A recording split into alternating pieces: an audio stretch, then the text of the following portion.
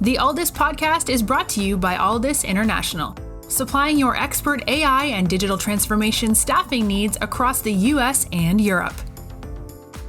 Today, you are listening to our ServiceNow series, where we interview the best and brightest of the industry to share their story, advice, and views on the exciting world of ServiceNow and digital transformation.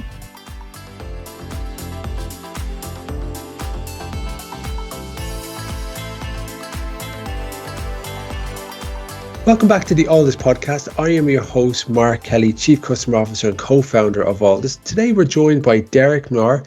Derek is a tech veteran with 23 years in the field, covering defense, healthcare, and now fintech. Off the clock, he's a dad of three, an ice hockey enthusiast, and a regular in Las Vegas. We'll dive into his multifaceted career, insights of technology, and how he balances work and family. Derek, you are also the director of ServiceNow at Avalara, and we're going to go into a little bit more details about that as well. Firstly, Derek, thank you very much for joining us on the show today. Yeah, thanks, Mark. Excited to be here. So Avalara is a leading fintech company specializing in automated tax compliance solutions, and it's got customers such as Zillow and Netflix, and their solution embeds in platforms like Oracle, NetSuite, and Stripe, and they have over 5,000 employees worldwide. If you've used the Stripe point of sale, you've probably likely interacted with the product. Is that fair to say? Yes, it is. So next time you go out to eat, look and see what their point of sale is, and then you'll probably use for them one of our products. Yeah, I love the kind of nitty gritty of the kind of the examples for the novices, where you kind of start to spot these little type of things around either restaurants, kind of going out and just buying something in a regular kind of store, and you can start to see where technology is an enabler for success. Absolutely. Tell us a little bit about your current roles and responsibilities, and what does that involve? Yeah, sure, Mark. So being the director of ServiceNow at Avalara, I'm basically charged with the deployment of ServiceNow in all areas of the business, with the exception of engineering and project management. That includes ITSM, HRSD, SecOps, IRM, ITOM, ITAM, even procurement. So we have huge goals. And the reason I was brought in is to make all of that happen. And it's very exciting. No pressure whatsoever. Not at all. Tell us a little bit, how did you actually get into the world of ServiceNow? Yeah, sure. So I think my introduction to ServiceNow was pretty typical. I came in through ITSM. My company selected ServiceNow to take over their IT ticketing system. So I was a user, and Mark, I have to make a confession. I thought ServiceNow was only an IT ticketing system for several years. Okay, so that's my experience. And then fast forward a couple of years, and I was given the opportunity to lead the ServiceNow team in my department. So then I said, well, I have to dig into this technology. And Mark, I remember taking the admin class, and all the puzzle pieces fell together. I could not believe how much power is in this platform in just a simple form and a table. So that blew my mind, and realized that ServiceNow was a super big deal and I needed to get after it. So that's how I was introduced into this product. Yeah, and you say that is like a few years back, it's kind of fair to say, if you just knew that about ITSM, because that was their kind of core product, and then kind of recently they've exploded with so many other different types of modules. Listen, those modules were obviously there, an awful lot of those modules were there, but I believe it's like only 48% now of their total collection that ITSM is, and everything else is growing. Obviously, kind of employee experience, asset management. So there's so many other different types of modules going into that area, not to mention generative AI. Tell us a little bit about some of the kind of the micro and macro trends that you're noticing in the marketplace. Well, sure. I mean, obviously, everyone's trying to do more with less and trying to use automation to keep their headcounts flat. And also, everyone wants to get work routed to the right person at the right time.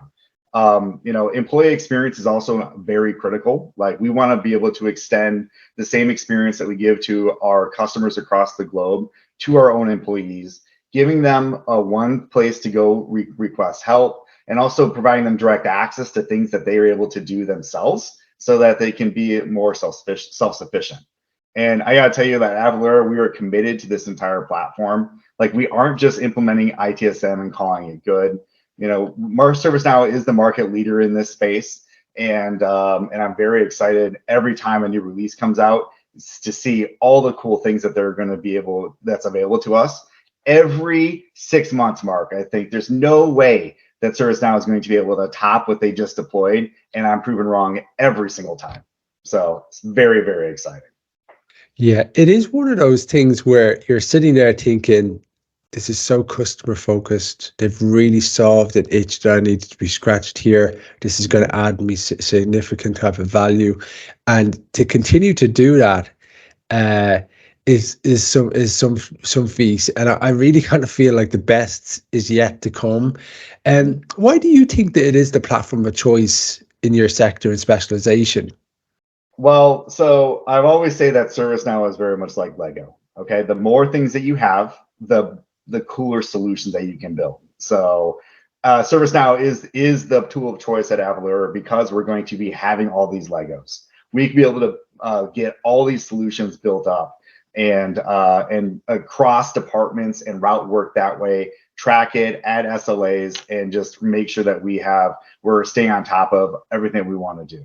Now, Mark, there's something else. Like, you did talk about generative AI, and one thing that I'm very excited about is that Avalara is one of 2 companies in ServiceNow's customer base that was selected for an early adopter program for something called task intelligence. So it is a generative AI solution within the ITSM space, and we have our own large language model built off of our own data.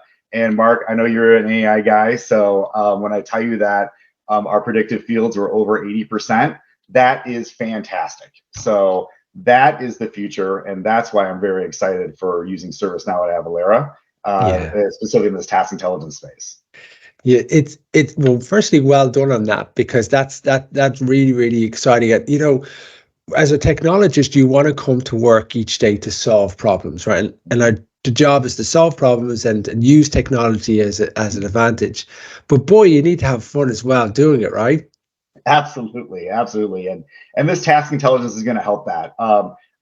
What task intelligence does is that it allows some predictions on some of the ITSM fields based on your previous data. So things like assigned to, service, configuration item. The help desk doesn't really need to think about those things anymore. So they can work on the fun stuff, the hard stuff, the complex stuff, not this, I think it needs to go this team to this team. Sort of. So in a novice example, is that like kind of looking at, thousands or tens of thousands of incidents, and then kind of creating some knowledge reports where you're spotting trends, and then be able to actually dial up or dial down the reporting structure to say, here's the insights, and depending on the audience that you have, you'll be able to give either one? Yep, that's right. So we can play with the model and add different criteria in to see how it's going to be performing versus AI versus human interaction. And as we kind of tweaked our model, we've seen that 80% sweet spot. So now we're just gonna let our reps be comfortable with it, and then pretty soon we can just continue to automate it as our confidence grows in the tool. It's going to be really cool. Yeah, and the lovely thing about that is, to the feedback mechanisms, it's going to be iterative. So you're going to be able to play around with that, keep giving more, and it's just going to get better and better and better. Yep. So if we kind of get into the weeds a little bit, maybe you can kind of give me some examples about where the value has come. Maybe SecOps could be one that maybe come to mind and that we could be able to use. Yeah, absolutely. I mean, Avalara is kind of youngish in our business. We've been around here about 20 years, but we're also, our processes have been kind of fluid.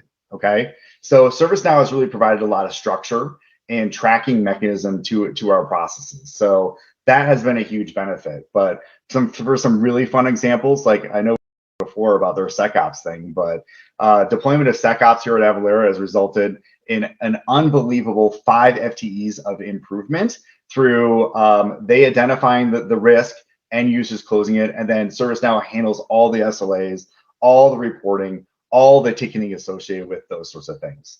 But I also have to tell you, in the ITSM space, our global service desk has also seen a lot of benefits. They've been able to improve their SLAs, reduce their time to closure, and through automation, keep our headcount flat. Avalara has grown by nearly double over the past couple of years, but our help desk has stayed the same. So that is fantastic. HR case management, Mark, I gotta tell you, that was an email to a shared inbox. Okay, now it's something in an employee center. I can go request what I need, and that work is tracked. So that's going to be super exciting. And then I have to talk about IRM for a second, Mark, because when they audit once, it provides evidence to all the controls. Okay, that is amazing and a great time saver for that team. So they are so thankful that we're able to deploy that solution for them because they are seeing efficiencies there as well. There's quite a few efficiencies saved there, right? So I think, you know, I could probably go through every single one of them. But I think the one for me is the shared inbox, because I've been on that journey, and boy, is that a painful journey. Duplication of effort. Have you got this? Have you got that? It's just painful, and things are always missed. You can't sort into buckets. You can't see what groups, what things are being asked, what things we could potentially automate, what sort of knowledge articles we should probably create to provide direct access. So yeah, it's really, really cool. Yeah, it's fantastic. So what advice would you offer to that kind of C-suite leaders who are kind of going on that journey, or in what you kind of learned yourself? Yeah, Mark, I'll give you two. Okay. The first is you got to stay away from the C word, customization. Okay. Like, just because you can do it, does that really mean that you should do it? Okay. So ServiceNow has a huge customer base. They mine for best practices, and perhaps you're not doing things that are kind of industry standard or best practice. Like, how would you even know? So basically, my number one recommendation is be open to blowing up your processes and sticking with out-of-the-box things, because that's going to help the platform health. It's going to help your adoption of new functionality, and it might just actually streamline your practices, because something that you might think is absolutely critical for the process may end up not being something that's needed at all. Okay. Now I'm going to put a big caveat on that, because like, we don't have a blanket no customization out of the box only rule here. We do smart customization. Okay. So, and here's an example in the ITSM space that we actually threw a customization in because it was to advance a business goal. Okay. So our help desk wanted to be able to make sure that each ticket had a customer facing communication every 2 days. Okay. So great. Let's put this on a dashboard, see which tickets haven't been updated. But guess what? The time marks are both for customer communication and work notes. Okay. That's a problem. Okay. You can't discern if it was an internal work note versus a customer communication. So what we did is we just did a customization through a unique field in the table. There was no form visible updates. So now we can report off of this custom field for only customer facing communications. So that is awesome. That's smart customization. And number two, my second number two thing, Mark, is that you cannot set it and forget it. Okay. You have to maintain it, even if it's 100% out of the box. Here at Avalara, we use partners to implement, and that is fantastic. Okay. But when they step away, that's when your team steps up. Okay. You have to do process improvement. You have to check in with everybody, and you have to make continuous improvement on the module. Otherwise, your value is going to shrink significantly over time. So set it, forget it. Stay away from my customizations are my big two. Great advice. Wealth of advice there. Don't reinvent the wheel. I'm liking it. I'm liking it, Derek. From having a ServiceNow team, what's the advice of managing that team, getting the most out of that team? Well, Mark, I'll give you another two. I think I'm on the rules of two today for you. So the first is, number one, is that one team cannot do it all. Okay. Your team, the ServiceNow team, cannot know everything about SecOps, IRM, ITSM, HRSD. Okay. We have to be open to giving permissions to people within their organization, the people who know their processes and know their pain points, the ability to have direct access into the system to do the things that they need to do within the platform. I call these people scale developers here, and they are part of my team. They are in our stand-ups. They are in our Slack channels. We are constantly like, they're an extension of the team because we are all in this together.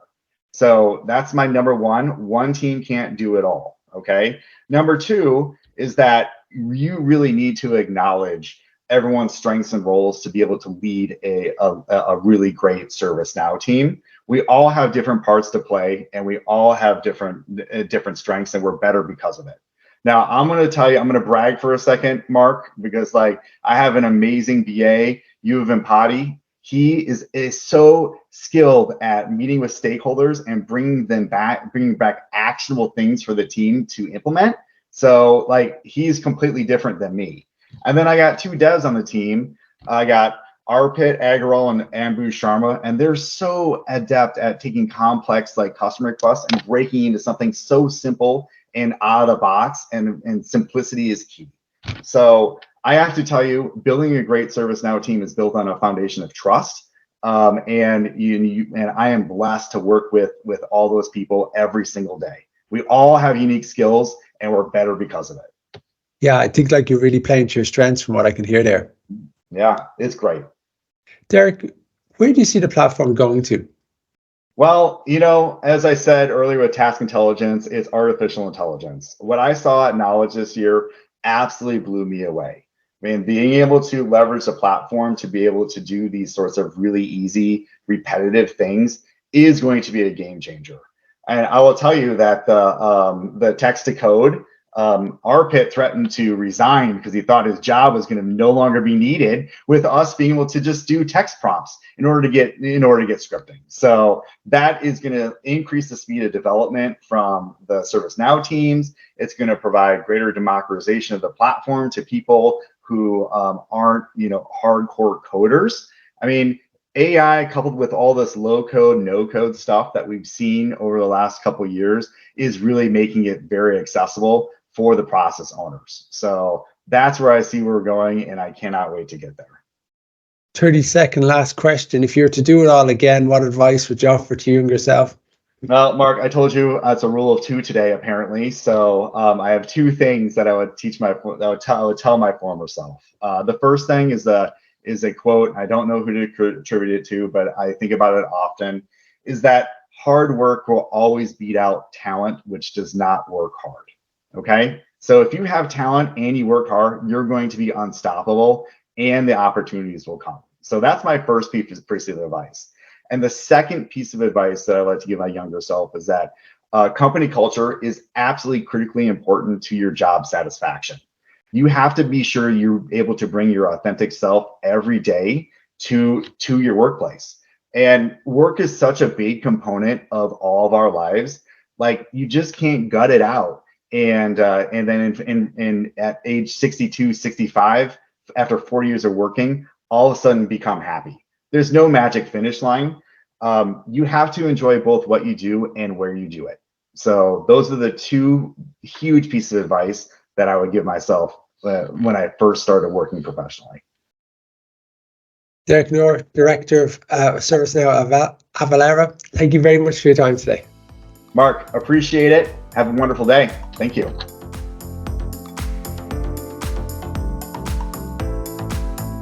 Thanks for listening to this episode of the All This Podcast. If you enjoyed today's episode, don't forget to subscribe, rate, and review. We are available on Apple Podcasts, Spotify, and any Android podcast of choice. You can also head over to our website, www.allthis.com, to listen to more podcasts, view our open roles, and stay up to date with industry news. Thanks for listening, and stay tuned for more great episodes coming very soon.